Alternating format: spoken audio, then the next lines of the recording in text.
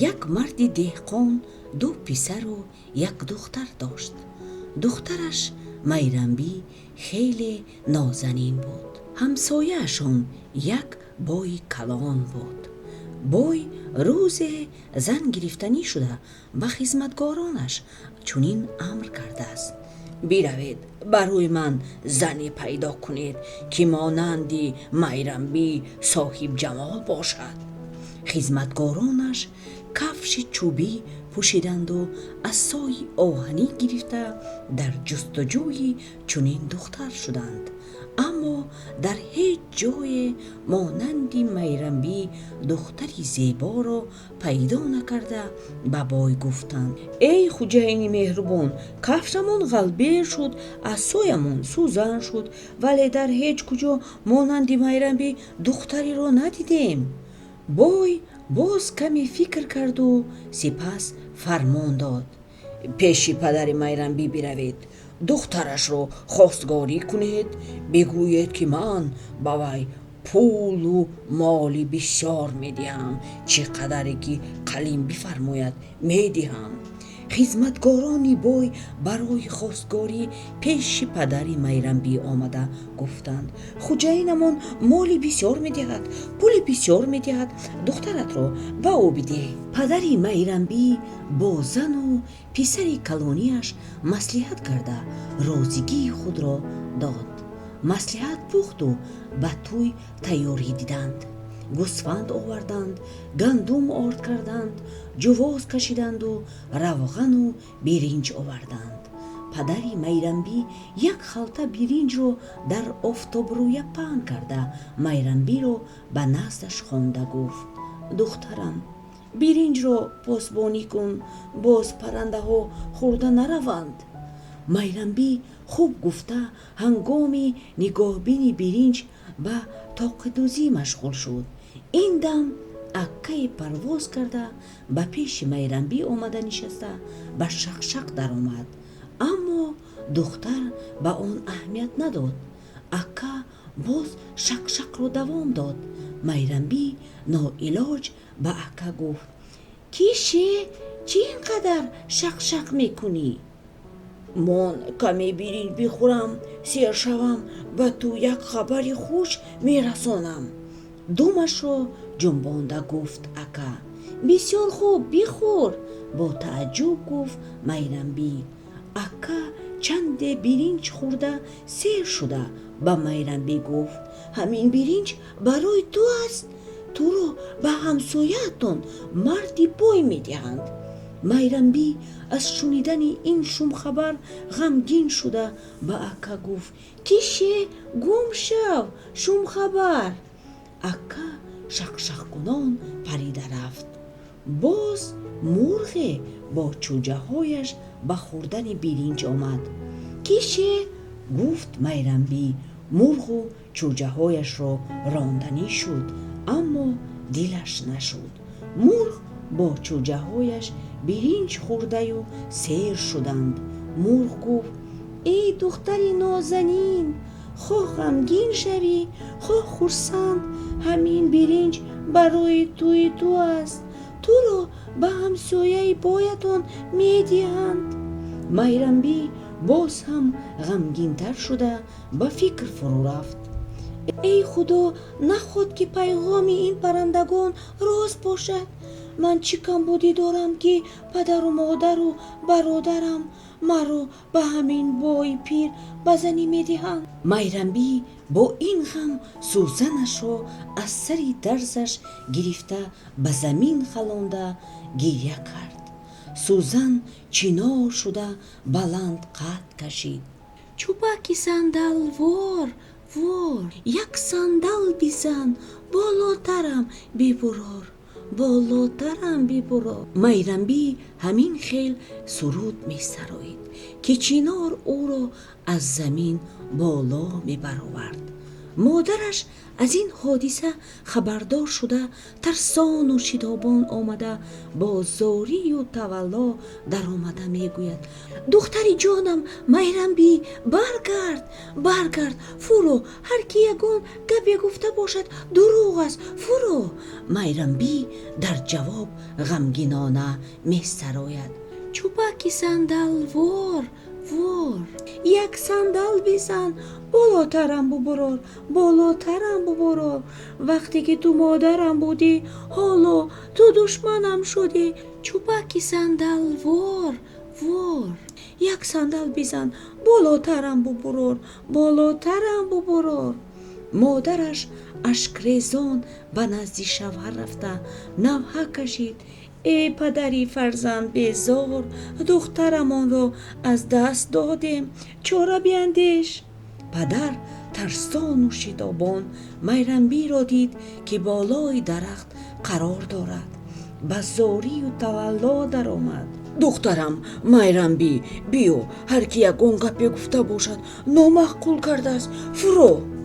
علمی میرنبی تازه تر شد که باز فیغان برآورد چوبکی صندل وار یک صندل بزن بالاترم ببرار وقتی که تو پدرم بودی حالا تو دشمنم شدی چوبکی صندل وار یک صندل بزن بالاترم ببرار. برادری میرنبی هم خبردار شد نالان به زیر درخت آمد و ندا کرد ای خواهرک میرنبی برگرد و فرو مرا خونجگر نکن فرو. میرنبی باز هم نالان میسراید چوبکی صندل وار یک صندل بزن بالاترم ببرار وقتی که تو اکام بودی حالا تو دشمنم شدی چوبکی صندل وار یک صندل بزن بالاترم ببرار. پدر و مادر و برادر دیدند که میرنبی به حرفشون گوش نمیدهد دودرک خوردی را به یاری جیغ زدند و به او گفتند اپا جانت چوبک رو سوار و به بالا می رود گریه کن زاری کن که فروید ما رو جگرخون نسازد. دودرکش زار به گریه می درآید. میرنبی دودرکش رو بسیار دوست می داشت. دیلش به او سوخت و باز سرود خواند چوبکی صندل وار یک صندل بزن پایان ترم بفرار. بعد این چینار او را پایان تر فراورد. میرنبی فرو آمد و یک کاکولش را پایان پرتافت و به دودرکش گفت از کاکولم دار من تو را برداشته میبرم. دودرکش سری کاکولش را داشت. میرنبی او را برداشته به سری گردنش شناند و باز مثل پیشتره صدا بلند کرد چوبکی صندل وار یک صندل بزن بالاترم ببرار. چینار او را بالا برآوردن گرفت. بعد خواهر و دادر بالا رفتند و پرواز کرده به یک مملکت دیگر رسیدند. میرنبی یک صحرای وسیع را دید و خیر هرچی شود گفته با دادرکش به جانب راه پیش گرفتند. راه رفته عاقبت گرسنه ماندند. میرنبی به جانب نگریست که دهقانان جفت میرانند. با دادرکش به پیش یک دهقان رفته به وی گفت ای بابا دادرک من بسیار گرسنه مانده است نان میگوید نان ندارید؟ دارم جواب داد موی سفید انا در سری مرزه در زیر جامم نان هست رفته بگیر و همراهی دادرکت بخور دخترم. میرنبی به دادرکش نان و آب میدهد. بعد از موی سفید میپرسد بابا ما مسافریم، با ما راه نشان دهید که کجا رویم و به منزل امید برسیم. فرزندی عزیز، به همین طرف رفتن گیرید، میگوید موی سفید و به جانب آفتابرو راه نشان میدهد. از پیشتون یک کلوب میبراید، درونش پوری غوک. از آب آن به دودرکت نده، خودت هم ننوش که غوک میشوید. باز آن طرفتر میروید، یک جوی میبراید، از آن هم آب ننوشید که آهو بره میشوید. بعد میروید، از پیشتان یک دریای کلان میبراید، از آن بینوشید. میرنبی با موی سفید غمخور مینه‌داری کرده دو درکش رو به پشتش برداشته راهش رو دوام میدهد. رفتند و به لبی یک کلاب رسیدند. دیدند که کلاب پر از خوک است. دو درکش آب را دیده میگوید اپا جون، حلقم قاق شد، دست نماندم، از همین آب می نوشم. نه جواب میدهد میرنبی، ننوش که خوک میشوی. دو درکش خودداری کرده باز رفتن میگیرند. هوا خیلی گرم بود، بسیار تشنه ماندند.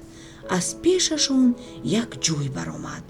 آب جوی صاف و در تگ آن سنگچه ها می نمودند. میرنبی دو درکش را در لب آب مانده دست و رویش را شست. دو درکش به اجازت آب خورد و در رو آهو بره شد.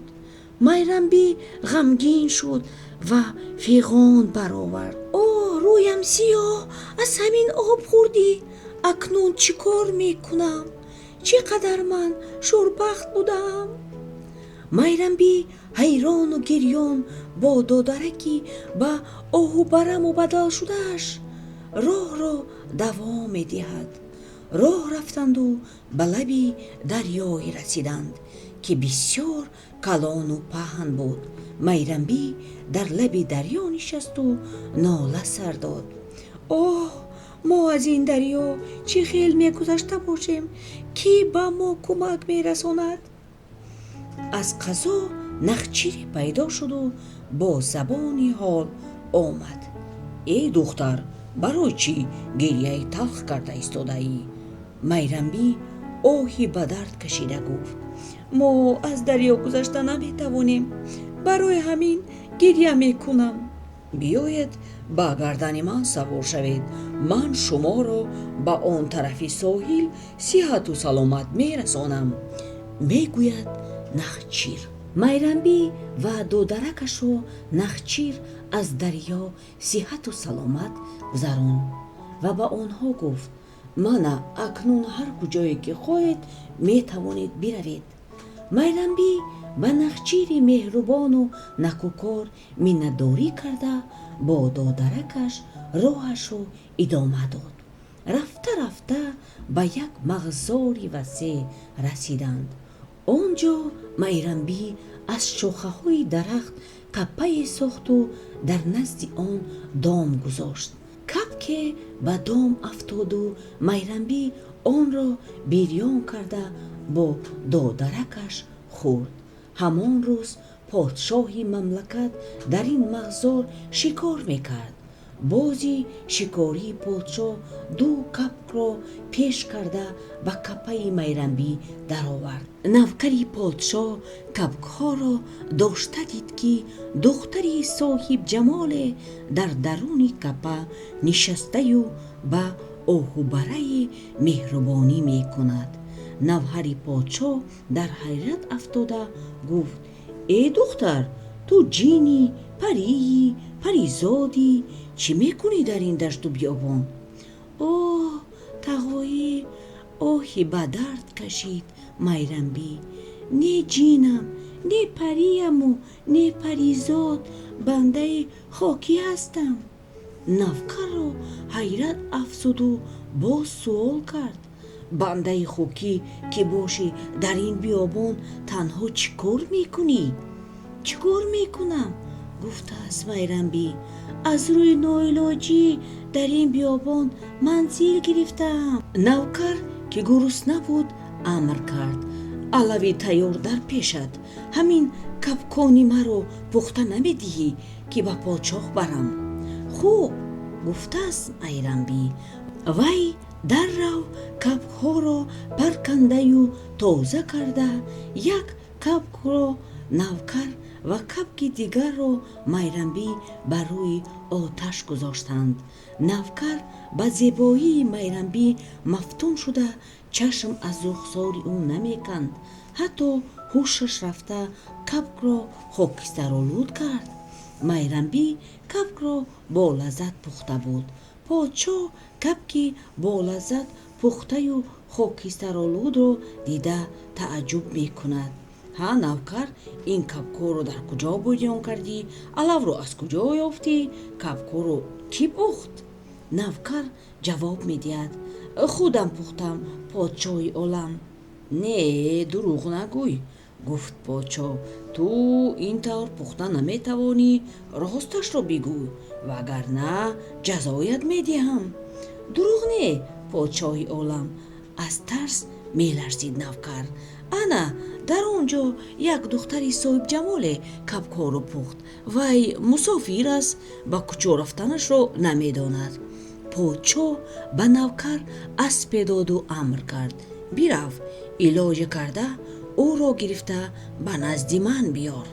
نوکر پیشی میرنبی آمده امری پادشاه را رساند. ای خواهر عزیز، پادشاه مرا به تو فرستاد، میگوید که دختر مرا به خویشی قبول کند. من یک مسافر بیچاره‌ام. حیران شده گفت میرنبی آیا نظر پادشاه مرا میگرفته باشد؟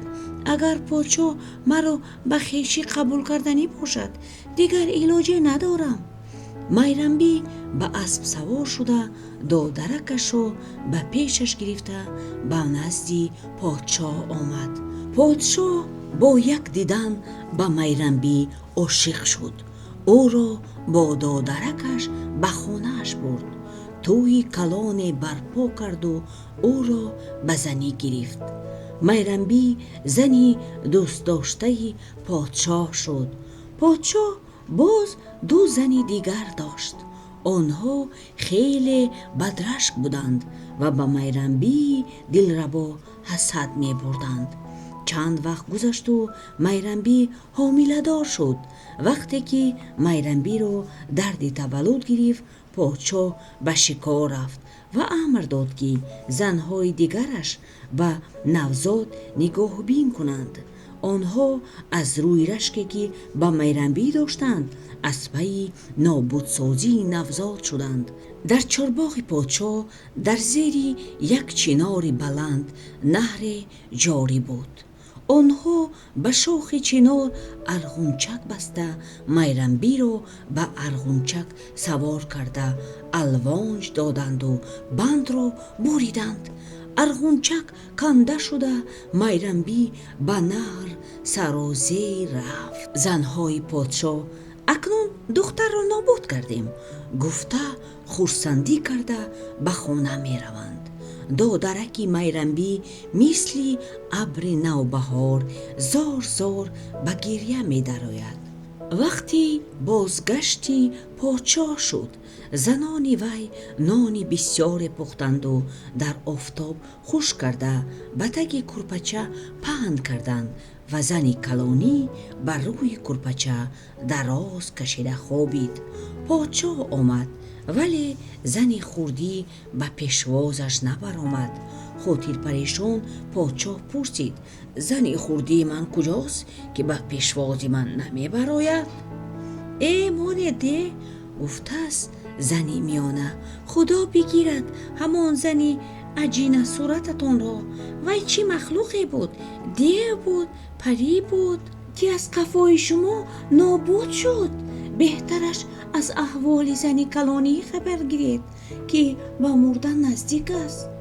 پادشاه به نزد زن کلانی شتابید، دید که وی بیمار است و هنگام پهلو گشتن қабурғаҳояш шарақ мекунанд. подшоҳ ҳайрон шуда гуфт: оҳ, ин чӣ беморӣ аст? бираведу даррав мулло биёред, табиб биёред, мулло хонад ва табиб даво кунад. зани бемор бо нолиш гуфт: табиб дар кор нест, мулло ҳам дар кор нест. амр кунед ки ҳамон оҳу бараро бикушанд, гӯшташ маро сиҳат мекунад. подшоҳ ба ҷаллод амр кард ки оҳубараро бикушанд. ҷаллод дасту пои оҳубараро баста гарданашро буриданӣ буд, ки оҳубара овоз баровард: маро накушед, ман ташнаам. аввал як қурт об бихӯрам, баъд маро бикушед. ҷаллод оҳубараро раҳо кард. вай ба лаби наҳр рафта гуфт: апа, апа, маро мекушанд. апааш аз даруни об овози ӯро шунида ҷавоб додааст: шоҳ ҳусайнам дар канор, мо ҳусайнам дар канор, почи мӯям дар чинор. ҳар кас ки туро кушад, дами кордаш пушти кордаш латтавор. баъд оҳубара дилпур шуда ба ҷаллод гуфт: акнун гардани маро бибуред. ҷаллод ба гулӯяш корд монд, аммо корд набурид. боз оҳубара илтимос кард: монед, ман биравам, як қурт об хӯрда биёям. ҷаллод ӯро сар доду аз қафояш поид. оҳубара боз ба лаби наҳр рафта гуфт: апа, апа, маро мекушанд. аз даруни об боз овоз баромад: шоҳ ҳусайнам дар канор, мо ҳусайнам дар канор, почи мӯям дар чинор. ҳар кас ки туро кушад, дами кордаш пушти кордаш латтавор. ҷаллод ин ҳодисаро дидаю шунида зуд ба пеши подшоҳ омад ва амр кард: эй подшоҳи олам, аҷиб сире, оҳубараро кушта наметавонам. аз қафояш ба лаби наҳр рафтам. аз даруни наҳр овози аҷоибу ғароибе мебарояд. подшоҳи ҳайратзада ба надимонаш амр мекунад: ба зудӣ дарёдаркашро биёред, наҳрро хушк кунад. дарёдаркаш омада оби наҳрро дам кашида хушк мекунад. мебинанд ки дар таги наҳр як ҳуҷраи аҷоиб ва дар ҳуҷра ду гавҳораи сабз. майранбӣ дар байни гаҳвораҳо нишаста тоқӣ медузад. дар гаҳвораҳо ду кӯдак хобидаанд, ки бисёр зебою соҳибҷамоланд. оҳубара хоҳаракашро дида шодӣ карда ба асли пешинааш баргашт. даст бар гардани апааш андохта ашки шодӣ рехт. подшоҳ бештар ҳайрон шуда асли воқеаро донистан хост. майранбӣ ҳамаро ба подшоҳ гуфт. подшоҳ дар ғазаб шуда амр кард ки ду зани калониро ба думи байталҳо банданду аз қафояшон айғирҳоро сар диҳанд, то занони бадхоҳро пора пора кунанд. майранбӣ ҳамроҳи додаракаш обрӯманду азиз шуд. хурсандии подшоҳро ҳадду канор набуд, зеро вай то ин вақт фарзанд надошту ба пои қадами ин зани нек фарзанддор шуд. подшоҳ базми калон барпо карда халқро зиёфат доду солҳои сол бо зану фарзандонаш шоду хӯрам умр ба сар мебурд.